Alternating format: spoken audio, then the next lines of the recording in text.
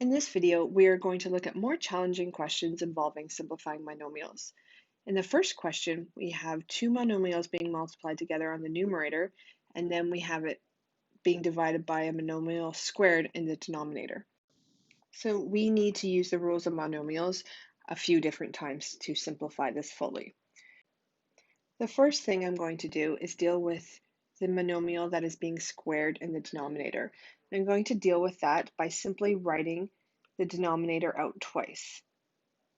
So I'm going to get 4uv squared times 4uv squared. And then for now, I'm just going to rewrite the numerator. So now I am multiplying the two monomials in the numerator and two monomials in the denominator. Before I begin, I'm just going to write the exponent of 1 where there is no exponent written. So when you're multiplying monomials, we multiply the coefficients. So in the numerator, I get negative 16. And then on the variable u, I'm going to add 1 plus 2. On the variable v, I'm going to add 3 plus 2. In the denominator, I'm going to multiply 4 times 4 to get 16. For the exponent on u, it's 1 plus 1, and the exponent on v is 2 plus 2. So my next step is going to be negative 16 u cubed v to the 5. I just added the two exponents, and I'll do the same in the denominator. So 16u squared v to the 4. So now I have a monomial in the numerator and a monomial in the denominator. So I'm going to simplify further. So I will divide the coefficients, and then I will now subtract the exponents. So negative 16 divided by positive 16 is negative 1.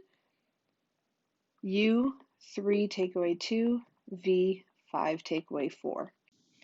So then I have negative 1, U to the 1, V to the 1, and I don't need to write any of these ones, so I could write this as negative U times V. In the second question, I have a monomial divided by a monomial times a monomial divided by a monomial. So basically a fraction times a fraction. We have a couple different options to simplify. We could divide the two monomials here and divide these two here and then multiply those two monomials together.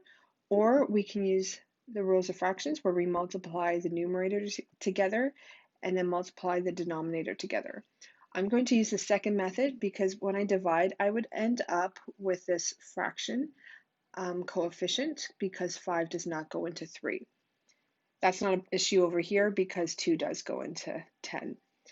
So again, I'm going to write the exponent on 1 on the variables that do not have an exponent written. And then I'm going to multiply the numerators. So when I multiply the coefficients, I get negative 30. And then when I multiply the variables, I add the exponents. So 2 plus 3, and then b 2 plus 1. And then same with the denominator. Negative 5 times 2 is negative 10. And now I'm going to add the exponents. I only have a to the 1. There's not an a term in the second monomial, so it's just a to the 1, and then b 2 plus 1.